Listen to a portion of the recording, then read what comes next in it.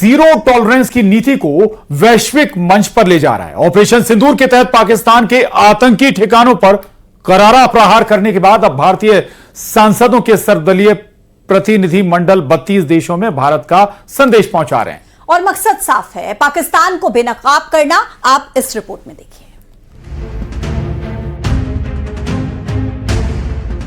22 अप्रैल 2025 को जम्मू कश्मीर के पहलगाम में हुए आतंकी हमले ने देश को हिलाकर रख दिया। द रेजिस्टेंस फ्रंट के आतंकियों ने 26 लोगों की जान ले ली, जिनमें ज्यादातर पर्यटक थे। इस हमले के पीछे पाकिस्तान प्रायोजित आतंकवाद का हाथ था।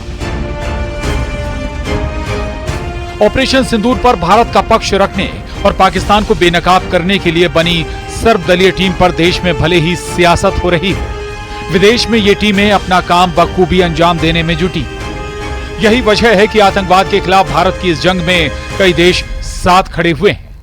बड़ी बात यह है कि भारत के साथ खड़े होने वाले देशों में वो देश भी शामिल हैं जिनको इस्लाम के नाम पर लगातार पाकिस्तान अपनी तरफ करने की कोशिश करता रहा है। फिलहाल 2 टीमें विदेश पहुंच चुकी हैं, जहां उन्होंने यूएई और जापान के प्रतिनिधियों से मुलाकात की।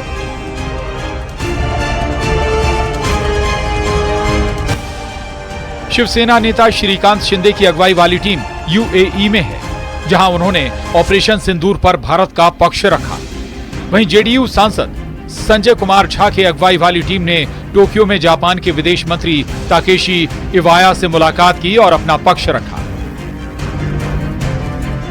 This meeting actually emphasizing our commitment to work together to counter terrorism and to create a better future for our people and for something that negotiable from our side. Our commitment toward Indian national security is non-negotiable. Those who are using religion to save their political agenda, it's something alarming. It's something that we have to take our responsibility.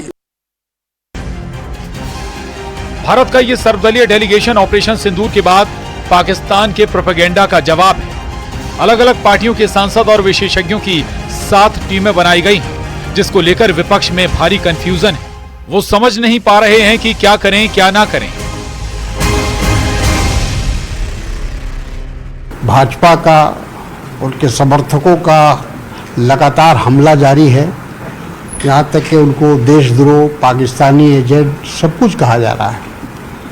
और उसी परिस्थिति में वो all party delegation विदेश जाकर जो हमारे देश की जो छवि है उसको सुधारने के लिए भेजा जा रहा है।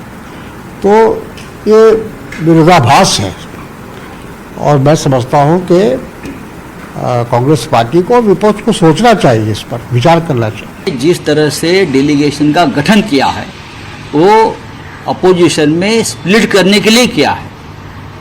उनकी मंशा साफ नहीं है, वो आतंकवाद से लड़ना नहीं चाहते। वो आज भी इस बहाने देश के अपोजिशन से लड़ रही है, उसमें दरार डाल रही है। ऑपरेशन सिंदूर और भारतीय सांसदों का ये वैश्विक मिशन न केवल भारत की ताकत बल्कि एकता और आतंकवाद के खिलाफ दृढ़ संकल्प को दर्शाता है। भारत का ये कदम वैश्विक मंच पर एक नई शुरुआत है।